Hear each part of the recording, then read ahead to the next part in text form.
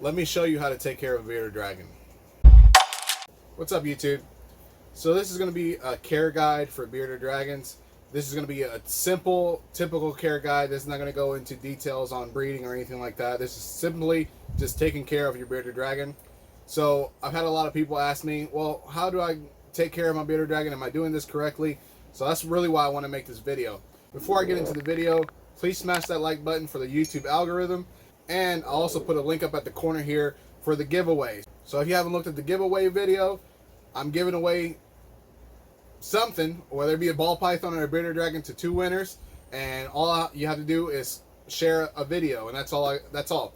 So just click that video if you want to learn more about the giveaway stuff, and let's go ahead and tell you how to take care of your bearded dragon. So regardless of the type of bearded dragon you have, the gender of the bearded dragon you have, whatever, all bearded dragons are going to be cared for the exact same way. Now, the first thing about caring for a bearded dragon is making sure your housing is up to par with the needs of a bearded dragon. Now, most people will tell you to get a 4x2x2. That's fine. If you can afford that, if you have enough room for a 4x2x2, perfectly fine. Now, I tell people that it has to be a minimum of 6 square foot on the floor level. Obviously, there's different ways of going about that. I've seen people do like corner tanks where it's at a corner of a wall. So it's actually like 4 feet wide and 2 feet deep. So it's like a triangle. But the way it's shaped, it doesn't give you exactly the same amount of space as a 4x2x2. I've seen people go 5 foot wide, 2 feet deep on a corner. I've seen people go 3 foot wide, 3 foot deep. It doesn't really matter as long as you're giving your bearded dragon enough adequate space for them to roam their enclosure. Now, as far as height for an enclosure, that really depends on what you're going to put inside of the enclosure. If you're going to have a bunch of branches, if you're going to have a bunch of climbing structures, then you could go a little bit higher. But if you're not going that high, at a minimum, it has to be 18 inches. That is so they can get enough UVB from their UVB bulb, because that's obviously going to be at the top of their enclosure. And if they're laying at the bottom of their enclosure, then they have to be at least a certain amount of space between their back and the UVB bulb so they can get the adequate amount of UVB. So that's the housing. Now, as far as lighting goes, UVB is the first thing that I want to talk about. You want to get a linear UVB bulb. You do not want to get a coil UVB bulb. I'll show you the difference between this one's going to be linear, this one's going to be coil. Don't get coil. Coil UVB bulbs do not produce enough UVB, and they also do not have enough UVB exposure throughout the enclosure. You want to get linear because linear is going to be all the way across whatever span of distance that linear bulb is. Most people will go with a 24-inch linear UVB light. Some people will go 36 inches. Whatever you go with, that's just how you want to do it. So it'll be 2 feet of exposure under that light, or 3 feet of exposure under that light. So you also, for a bearded dragon, you need at least a 10.0 if you're looking at Reptisun or Zoomed, and then you need at least a 12-14% if you're looking at a different type of bulb like Arcadia. So those different types of bulbs are fine. Those are the 2 that I recommend, Reptisun and Arcadia bulbs. I don't recommend the coil bulbs. It has to be linear. I also don't recommend the heat bulbs that say they produce UVB. You can use them for heat all you want, but they will not produce enough UVB for your bearded dragon, so you're still going to have to get the UVB bulb. Now, as far as heat bulb goes, I kind of already talked about that. You can go and cheap out on a heat bulb. I'm not going to lie. You can go to the hardware store and get non-LED floodlight or spot lamp for your enclosure, and that's going to be fine. So you can honestly, you can get those for about $2-3, maybe $5, maybe $7. I think the biggest one that you could possibly need for your enclosure. Now, as far as the wattage for your enclosure, that also depends on if it's fully enclosed and the heat bulb is going to be inside of the enclosure, or if it's a mesh top and the heat bulb is going to be on top of the mesh. If it's fully enclosed and it's vented, it's actually going to not require as much wattage for a heat bulb because it doesn't need to produce as much heat as you think, because of the fact that the heat is staying within the enclosure and there's a heat gradient because of venting. If a heat bulb is on top of the mesh, then obviously all of the heat is going through the mesh. So either you cover up the mesh with something. I've seen people use like aluminum foil, which is fine, or you're gonna have to go with a bigger wattage of heat bulb because all of the heat is going up out of the enclosure. For me, I use 45 watt heat bulbs, mainly because my enclosures are fully enclosed, and they're only going to be about I do have basking platforms in there, so the heat bulb is about 10 inches away from the back of the bearded dragon, so they're getting quite a bit of basking from that basking platform. If they decide to move the black, I'll show you as I'm talking about it. But if they decide to move the basking platform out of the way, then they're still about 15 inches away from the heat bulb, maybe 12 inches, something like that. So they're still pretty close to the heat bulb, and the 45-watt bulb for me produces enough heat at the basking platform. Now, as far as temperature gradient, you want to make sure that the basking is getting around 100 degrees. You want to make sure that the warm side, which is the side where the basking platform is around 90, 85 degrees Fahrenheit. And then on the cool side, you want to stay 70 to 80 degrees Fahrenheit. Obviously, if it fluctuates a little bit, it doesn't matter too much as long as the basking platform is the right temperature, because that's what they're going to be using to digest their food. You obviously don't want to go too cold on the cool side. Anything under 65 degrees is going to be way too cold for your bearded dragon as far as digesting their food. Now, they can sustain temperatures lower than that, but they shouldn't. So I don't recommend you going below 65 degrees on the cool side. So that's temperature. The next thing I want to talk about is nutrients. What nutrients do you need to make sure your bearded dragons are eating and are healthy and all of that? So with nutrients, I want to also talk about feeding. When it comes to feeding your bearded dragon, it's based off the stage that your bearded dragon is at. If you have a baby bearded dragon, that baby bearded dragon is probably going to be eating 10 to 15 bugs 3 times a day. As it gets older and it starts getting less and less bugs, it's really based off the growth rate of that bearded dragon. It's not based off the age of that bearded dragon. Because for me, I've said this in previous videos, after my bearded dragons get over 400 grams, I only feed protein once a week, and it's a small amount of protein. It's like 10 bugs once a week, and every day is greens. So that's strictly how I feed my bearded dragons. I've seen people do it differently. I don't want my bearded dragons to get 600 grams and overweight. I want my bearded dragons to stay 450, 500 grams, and their weight is on par with where I want them to be. Everyone wants a different size for the bearded dragon. Whatever you want is what you should go for, but that's just the way I do it. So from the time that they're eating 10 to 15 bugs 3 times a day to the time where they're eating once a week 10 to 15 bugs, that is really based off the growth of the bearded dragon. It's based off the weight of the bearded dragon. When I say the number of bugs, like 10 to 15 bugs, 20 bugs, it's bugs that are adequately sized for that bearded dragon. So I can't tell you how many bugs they're going to eat if you're feeding them smalls when they should be eating large. So obviously that's for you to determine. You want to make sure you're getting them the adequate size food.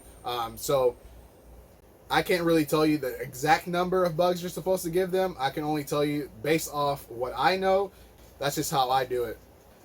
So with feeding, you also want to make sure you're dusting with calcium. You also want to make sure you're dusting with multivitamins. And you also want to make sure that you're dusting the greens, which I feed daily, with calcium and multivitamins as well. So that's really the way you should do your feeding.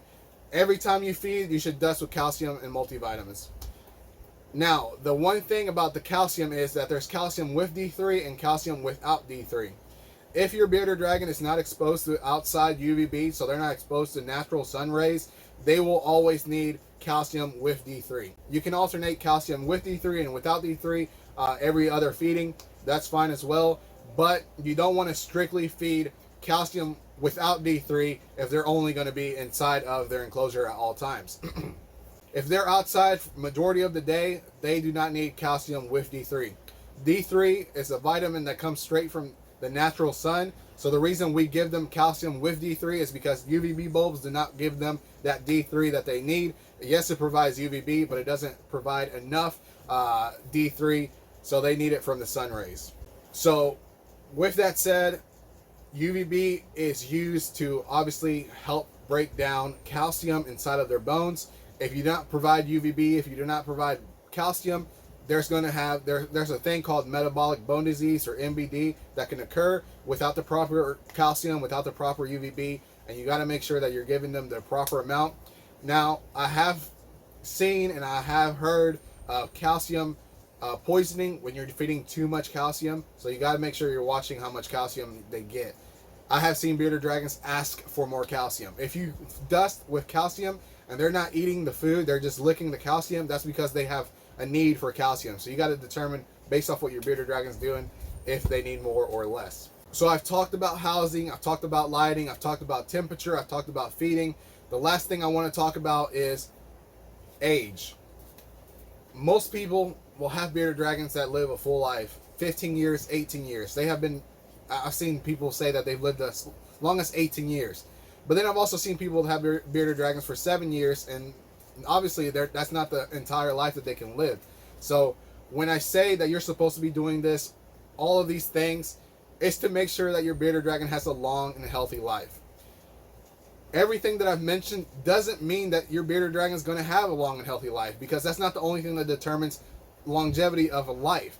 There's other things. The lineage where that bearded dragon came. I've heard people have bearded dragons that they got at a pet store live 20 years. I've heard people talk about bearded dragons that they got at the pet store not live past the year mark. It's all about lineage. If you're not getting good bloodline of bearded dragons, you're not going to have bearded dragons that live that long, healthy life. I also want to talk about illnesses that they may have. The most common illnesses that I have seen in bearded dragons is respiratory infection and parasites. Parasites can occur from stress. Parasites can occur from type of insects that you're feeding them.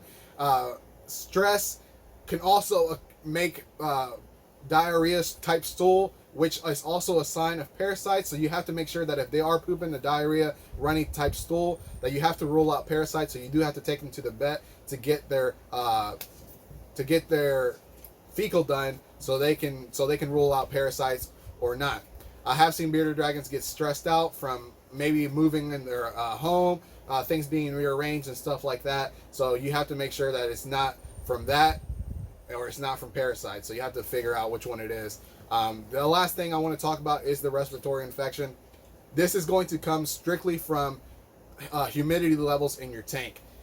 I personally do not like substrate in my enclosures. So for me, there's usually no problem with humidity. The only time there's a humidity spike in my enclosures is when I give them greens, because greens do have moisture, and as they dry out, that humidity is leaving the greens and going into the tank.